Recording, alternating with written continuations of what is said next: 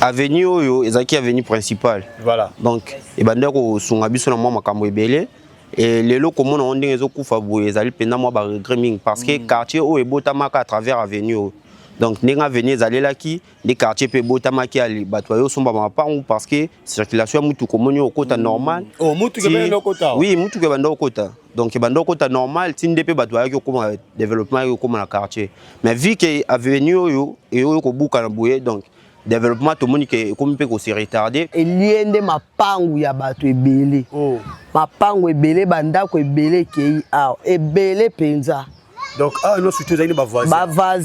Ba voisin ebele bakei ebele penza bandako minene église moya missionnaire zaki aw. Wana église ya missionnaire ya wana nyoso esili bongo. Église à monene ya missionnaire mirwana oui. Bana obité zali avier ça la crasse. Ezaka érosion des salam. Condition na biso vraiment ils a passé na matadi kibala awa. Vraiment ba cause ba qui peut bisoter par rapport ya wanzela na ba érosion ils osala maboye donc toza pembe na érosion et umeli makasi mata mokonzi moko te azwa kota biso ba député to vota pe bazo ya te na ba député bo vota ba ma bazo souffrir pasi atomona pasi papa pasi asakana te pasi ako ça absolu boulot oyo le boss d'attaque tracteur ko sala biso ba boulot oyo si la nyos boulot oyo ki ezala bien ba kamne ekitaka boy biso posa biso ezali kaka soki moyen ezali gouvernement a tel le biso ikambuya ya libulu parce que biso moko na ba propre effort na biso ba parents ba s'épuiser déjà donc je peux dire ça. Ces catastrophes là commençaient à faire ces dégâts. Alors ça exigeait que certaines personnes meurent et d'autres ont fui. Abandonné penza toza pe aloko ba congolais te. Ah congolais. Ya solo congolais zao. Toi ba congolais mais auto vivre o eza yango te. Vous avez une injustice. Injustice, bah côté monsieur ça là facilement, mais côté na monsieur on dirait bah bibi sauté. Donc on dirait tous à la batte monter to vendre na mboka. Vraiment message na nga pas ya monsieur le président. Vraiment to senge pas na yo to yebi ke obo sana bisoté. Les ana président té abosa na frontière na ye ou bien mboka ne moko. Mais j'espère que kaka ezaka ka ba collaborateur place bozo travailler na bango. Ezaka bango ndi bazo peut-être que le message c'était pour la biso. Mais j'espère que non en tant que papa j'espère que occuper biso et vraiment du boulot ce que ça les mis et que vous allez sing.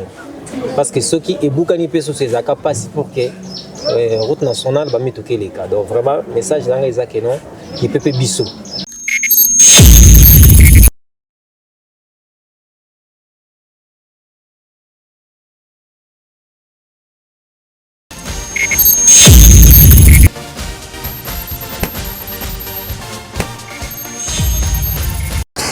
Mbote mingi tikene sabino ke tozali awa na veni kimaya la pasi pe mawa condition population yali ko vivre nango na commune ya Mungafula boye baki eza ko pesa pasi pe mawa boye baki na sima na ngai awa wa érosion munene ezali obité beta awa wa ezali peteke bitumba o eza ko na est ne le ka awa ezali ne population ba ko vivre kabamba kata na érosion wapi et memi banda kuna bango population ko souffrir makas na yango biso pièce télévision Congo diaspora to sali descente na biso pour la consoler la population to ba condition de vivre nini oyoyo bazali ko vivre lango actuellement na commune ya Mungafula parce que ba biso ke route oyoyo avenue oyo ezali direction oyoyo et relais ba venir belé pour na kobimakino na makadam na osepela na geti samba na koma na population to solula to ba source information qu'est-ce qui fait que lelo commune ya Mungafula pe na veni oyoyo ba bongo na ko vivre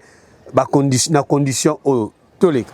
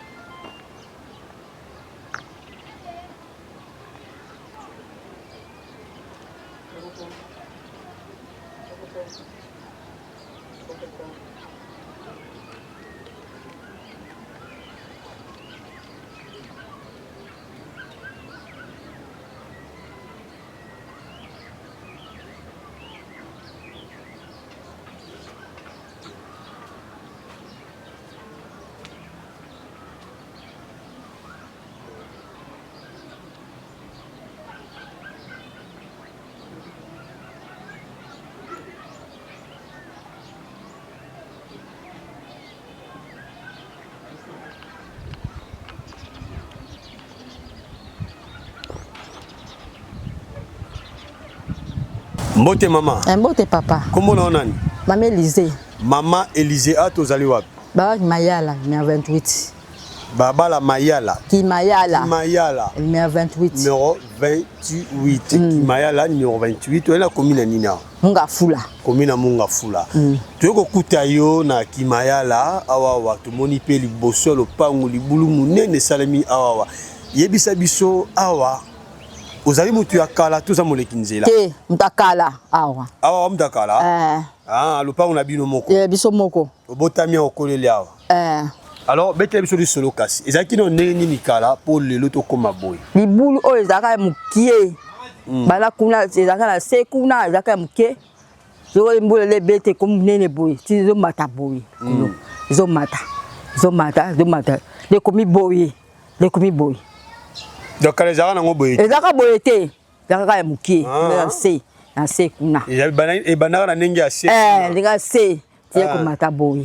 Timbule bani ko beta obeta mbula lote ko koma boy ba ndako o ezalaka awa nyonso ndako ni Cécile kena awa ndako ezalaki awa ezalaka mama tu bakima ndako ezalaka awa ozaine ba voisin na ba voisin ba voisin bakimi bakomi na se ba futa la se kuna ba sunolo pa ko ba locataire ba ko locataire te ndako ekei na ba tol nyonso ekwei sikoyo bande événement oyo koma boma ko vivre yango na quartier na bino oyoyo sikoyo ba député bo vota ba konti ba ikotala libulu oyoyo te bayaka te bayaka te lo ba vérité yesolo papa mo boye bazalaka papa nzeko bakufa pe papa ngo ba ko sa libulu ba so bazui tracteur kuna ezoya esala nyonso baboka babele kuna si bango bakufa la bango baboma bango bakufa sikotia kaka bo passe kaka bo bakufa babelaka to baboma bango baboma bango na bakulu na baboma bango bakulu na baboma batu wana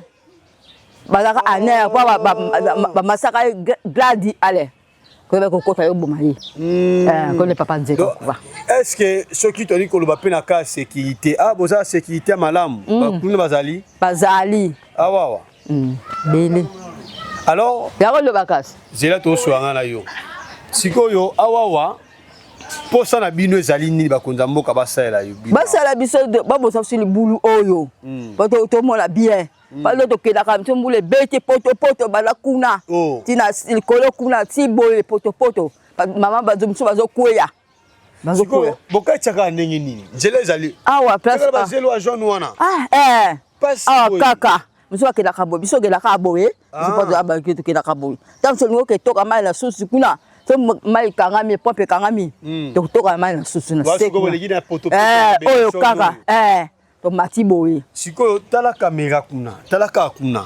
l'ancien message no pa mokonza mboka esa mokonza mboka posa na ozali nini ako bosa biso baba ako bosa biso balabala ebulu oyo ako bosa biso ngo ako bosa biso poto mona bien ba mama bazo souffrir pasi to mona pasi papa pasi asakana te pasi ako bosa biso bulu oyo beba za ta tracteur ko sala biso ba bulu oyo si la nyos bulu oyo ki ezala bien bakamne ekitaka boy po moto ekitaka ezaka kuna pala ko mata moto ekitaka kuna soko ngo mata moto ki kuna okay awa so moto ko yala ngo mati okay. Ok, merci beaucoup. Donc, mon conseiller Kolo, Sungabino, Tungila Bango, Basala la Bango érosion, pour na moto, Tomi Tuka, et Barapena Kita, nous on a venu, Nabango. Merci, maman, le message est passé.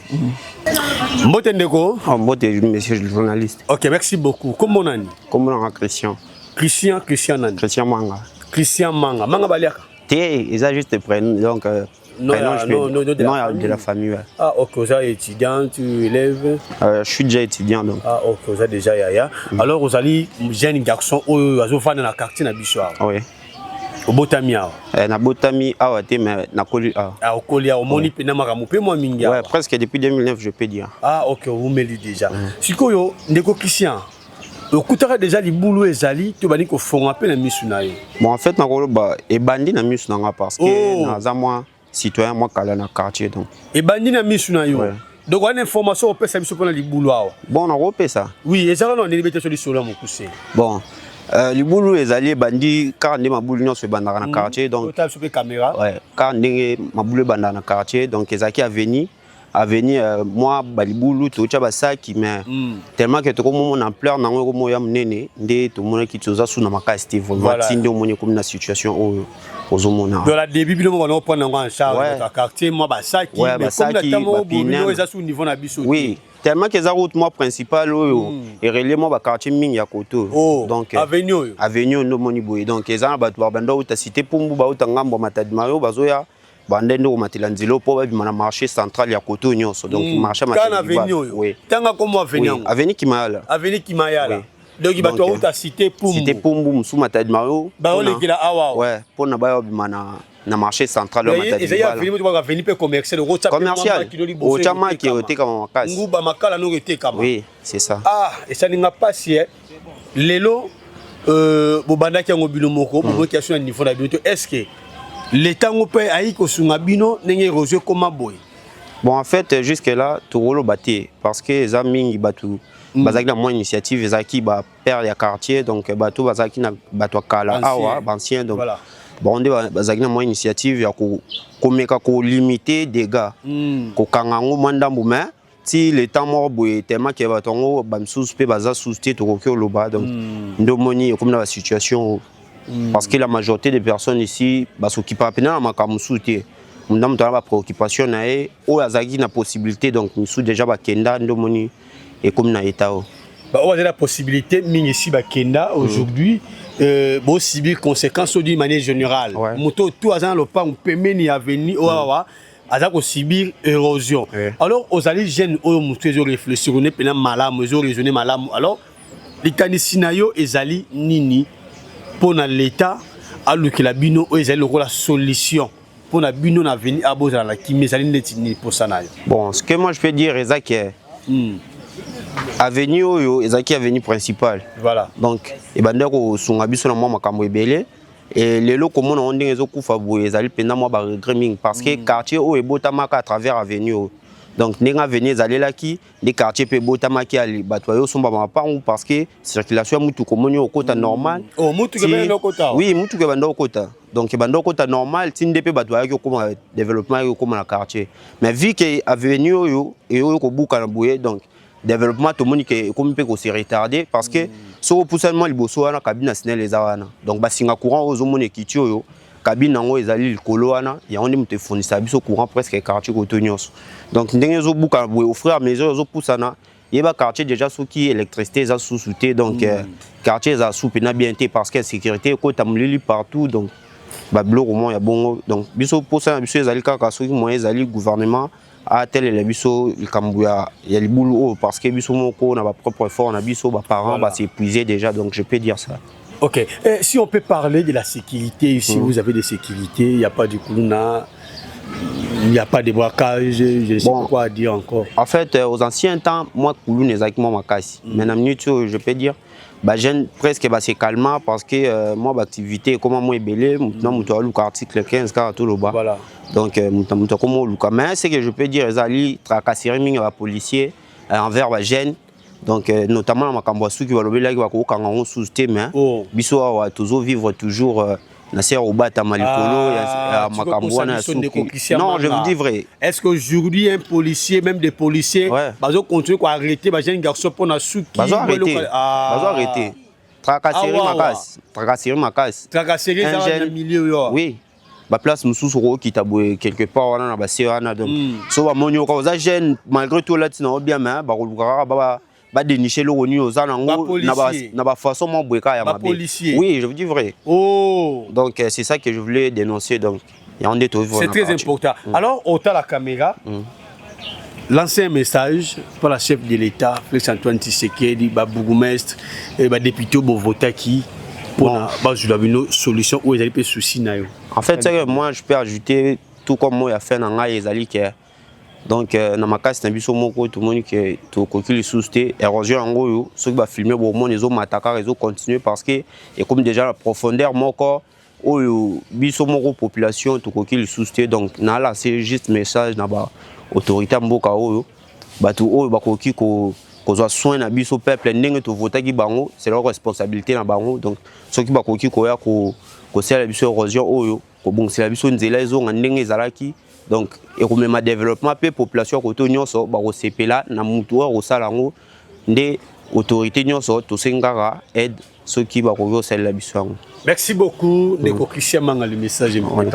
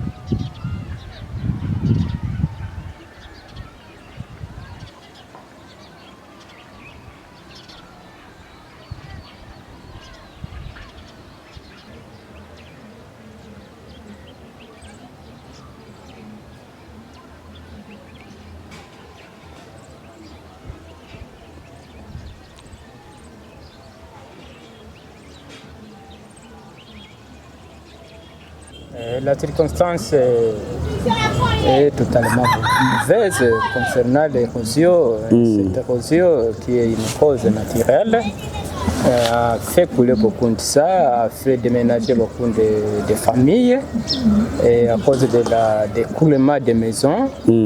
Alors, ça a commencé peu à peu, mais pour le moment, ça devient plus grand. Les deux côtés, à gauche comme à droite, Voilà. et les familles sont vraiment en débandade. Des parcelles sont perturbées, sont perdues, et ainsi que des maisons assez. Alors, nous demandons... Non, nous allons arriver là-bas. Alors, parlez-nous d'abord, c'était comment pour qu'aujourd'hui vous viviez cette condition? Non, ça a été bien, auparavant ça a été bien. La parcelle, c'était un quartier qui était vraiment endommagé, qui était vraiment habitable. C'était habitable par un bon nombre de personnes, une population aussi nombreuse était là. Voilà. Mais à un moment donné, on a vu des cassures, les fissures des maisons. C'était d'abord quoi la cause? Je crois, je vois que vous voyez les eaux qui sont là en dessous. Il y a les eaux qui sont vraiment qui se stagnent davantage. Il y a stagnantes des eaux qui viennent de haut. Alors pour couler, ça devient difficile. Alors ces eaux-là se sont stagnées en grande quantité et ça fait mouiller les sols. C'était pendant la pluie ou comment? C'était pendant la saison de pluie, oui. Ah, okay. C'était pendant la saison de pluie. Vous voyez, au mois de septembre, octobre, novembre, tout ça, les pluies sont nombreuses ici. Voilà, même le mois d'avril aussi. C'est qu'au mois d'avril, alors ça commençait par des fissures, comme je vous dis. Alors, mais ces fissures ont été causées par les sols la terre qui était déjà fragilisée par les eaux qui ne coulent pas. Alors ça demandait qu'on ouvre ces passages. Alors le passage n'a pas été ouvert. Alors les gens cherchent maintenant à se creuser des chemins elles-mêmes.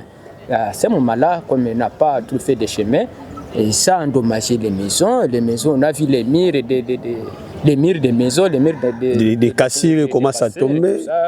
Alors ça a commencé à s'écouler.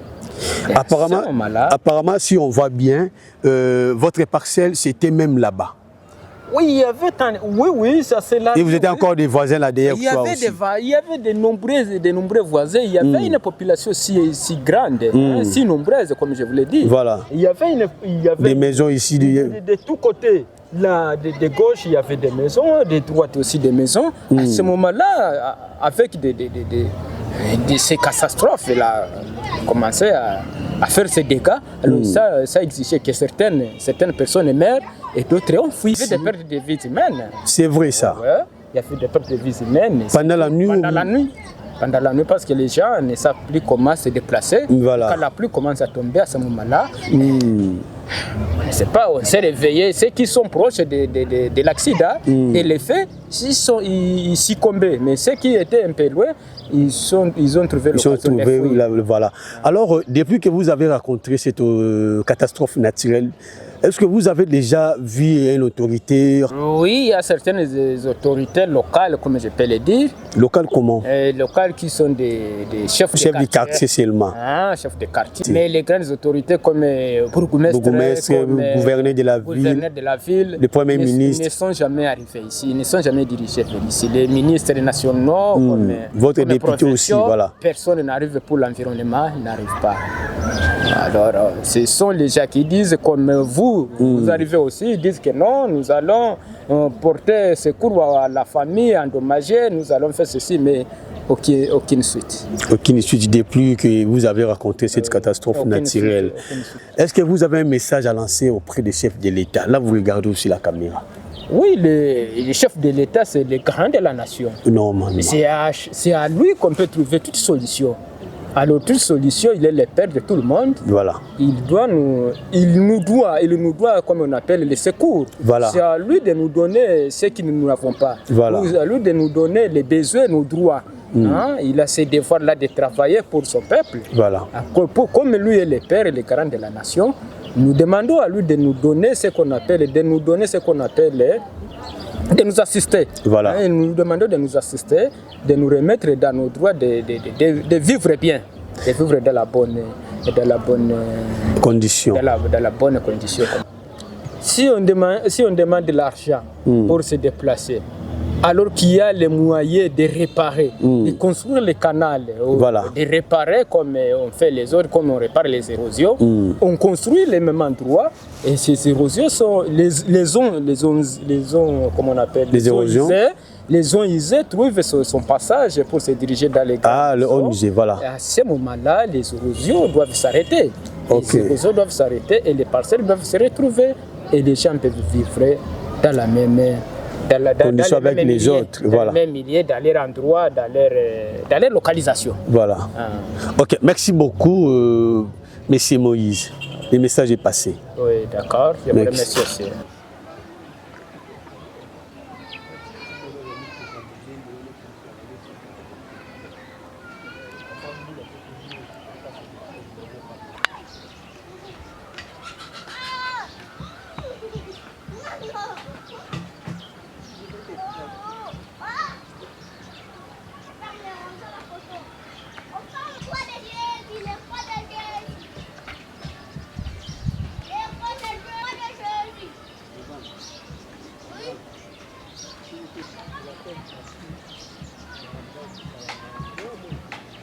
Mbote ndeko. Mbote. Wa bon makasi. Mbote.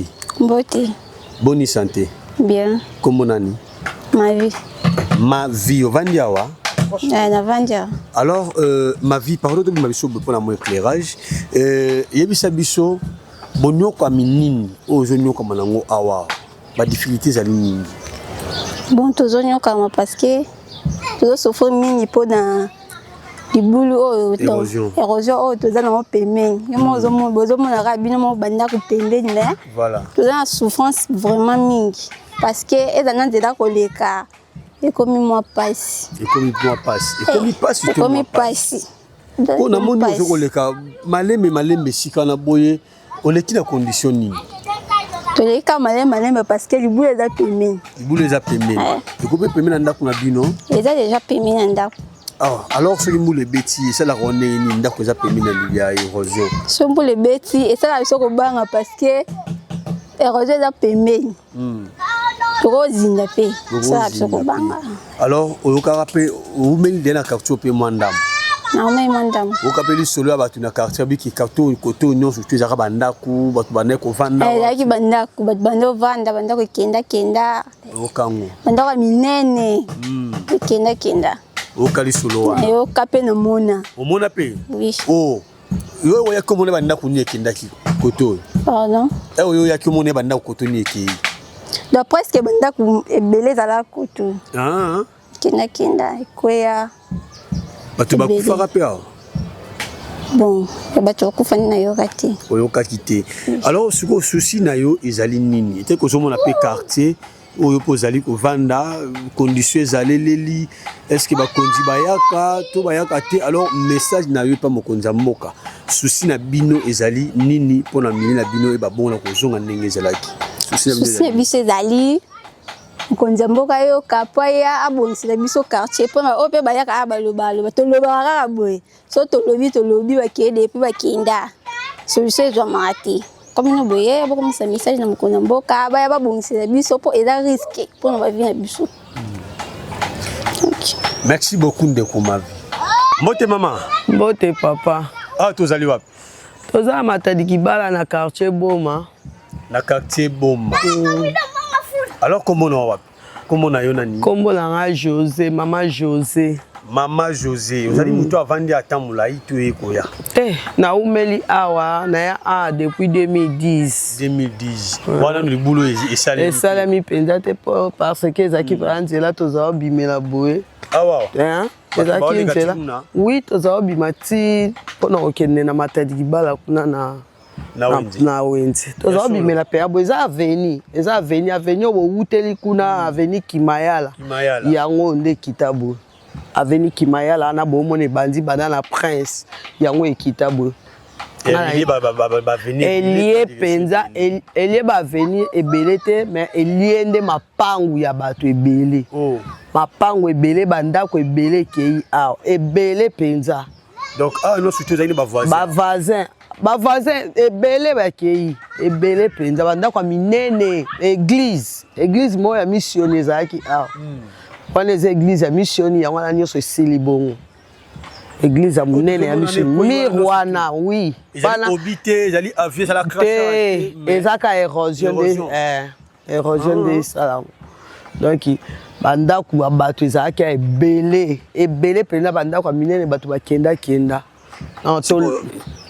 ebandaka ndenge nini po ekoma boye eza yango kaka likambo ya carnivore lokola carnivore ezalaka te mai ezowuta bakuna likolo bamai ya bandako ya minene eza kuna likolo nde ezaki kokita boye ntango ezokita boye na mbula ezobukabuka bambula makasi wana nde ezali kobuka ebandaka mokie ezalaka mpe ya mokie ntina ndenge yo okoma monene boye ntango ezalaki mokie po ani bobelaki te bakonza mboka tobelela tobelela na façon nyonso toloba na façon nyonso eloko te donc tobaya na biso tokoma monaka soki ekoma mpe biso bato toza neti yango déjà ezwi déjà fondation ya ndako ezwi déjà fondation ya ndako oyo ndako na nga oyo ndako na nga lupango na nga ezalaki mpe ti kuna moni nzeta mbila wana ezali likolo nzeta mbila wana ezalaki likolo mbila wana tozali kolia yango wana ekiti ti kuna na se lupango ezalaki ti kuna na babambu wana ti na babambu wana lupango ya monene ezalaki ti kuna sikoyo ndenge mbila kita na si wana kolia yango ezalaki nayebi te bengo ezali na bomoyo ezalaki na nini ezokitaka moya olia yango eza esu te bongo wana olia esu ndeni okite kuna moya okite eza te mpo okoma kuna mpo na se wana eza déjà esali potopoto na se wana so okiti kuna odindi okei yo mpe okovi na yo non kuna moya okita yango eza esu te alors susi na bino ezali nini bakonza mboka bali kosalela bino susi na biso eza bakonza mboka baya kosalela biso carnivore basalela biso terrasse ya bien nde basala ata na Mobutu kuna badelvo basanga mamba babiloko ya bongo baya kosalela biso mpe koto mpo esunga biso mpo vraiment na avanda kutu na sanga mamba kota verkis wana na vanda na libulu wana ezalaka mpe ya makasi me namona mpe libulu wana esila yango tosenga na bakonzi ya mboka baya kotalela biso mpe koto oyo biso mpe toya bato baya kotala ya biso mpe koto mpo bandako esila bandako esila toza bafamille ebele donc tokokende wapi na bana oyo sikoyo mbula ebetaka mpo na yo so likolo eyindi olobaka nzambe akosala injustice to ezali vraiment mbula soki eyindi likolo na préféraka kutu mbula eyindi ata na moi ke na butu donc pongi ezalaka te tolalaka na biso te so mbula ebeta tozalaka libanda normalement tozalaka mpe ya libanda totala kote bana bakoki kolala na bango me biso baparent tolala te botiki bana balali totiki na biso bana biso siko tozotala mai ezoya ekobuka kote nini mpo tomona moyen ya kodeplace na bana donc tolalaka mpenza te so mbula butu tolalaka te normalement tolalaka te mai ezokita awa donc ata oza mutu andenge nini ekomema yo omona mai ekitaka pena lokola donc fleuve moko nde ezokita oui wabili botemi pembeni bozotala pe bozobanga pete ki mabiloko ebuka tobanga ndeni tosi tomona yango kaka esalama nango mutu aosunga biso aza te donc bozovivre lokola bakongolais bapepe loko abandone mpenza toza pena lokola bakongolais te ya solo toya bakongolaise mais oyo toovivre oyo eza yango te bozomona yango eza injustice bakote mosusu esalama facilement mais kote na biso eza on dirait bayebi biso te donc on dirait tozala bato moko te tovandaka na mboka ok merci beaucoup maman José le message est passé mbote ndeko mbote kombo nani ndeko kombo na ngai Lionel Mobumina Mobumina apparemment ozali mopaya to ozali kovanda bisika biye bisika oyo toza bapaya te toya koya mais tozovivre babiloko moko mpe kaka ya pasi na place yango toye kofandela boye kobika makambo ya pasi kaka esika boye kovandela awa alors betela na biso condition actuelle nini ekoleka condition na biso vraiment eza pasi na matadi kibala awa vraiment bakonzi bazokipe biso te par rapport ya banzela na baérosion ezosala maboye donc toza pembeni érosion eumeli makasi ata mokonzi moko te azwa kotala biso badepute tovota mpe bazoya te na badepute bovota eza pasi bayaka te bazali koto babimi badepute bakenda na bango ti lelo bayaka te vraiment tozovivre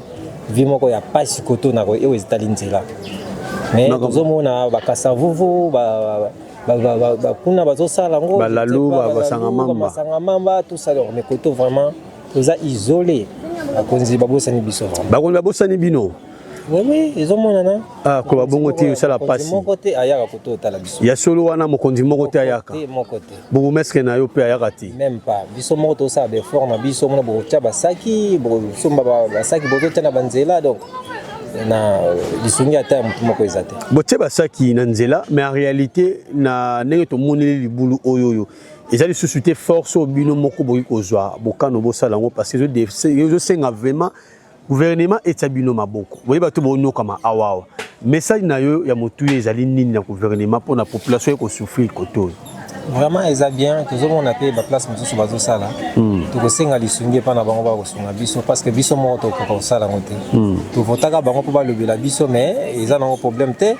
Eza makambo ya moka malgré ba divergence ezebili. Mais tu aussi, on a beaucoup de kaba, mais quand tu as la biso makambo, même maire de la ville, quand il y a ministre, il était père. Ils ont attaqué déjà la route nationale numéro 1. Voilà. Vraiment, c'est. Les gens qui sont déjà. Ils ont passé vraiment message. Ils n'avaient pas Monsieur le Président. Vraiment, tu sais pas na yo tu ebi ke obo sana bisote. Les gens président te abo sana frontière na ye ou bien mboka ne moko. Mais j'espère que kaka ezaka ka ba collaborateur place bozo travailler na bango. Ezaka bango ndi bazo peut-être collecter un message te pour na biso. Mais j'espère que non en tant que papa, j'espère que occuper biso et vraiment du boulot ce que salemi et que vous allez savoir. Parce que ceux qui eboukani pe sur ces accords passent pour que route nationale va mettre les cas. Donc vraiment message dans les accords non qui peut biso.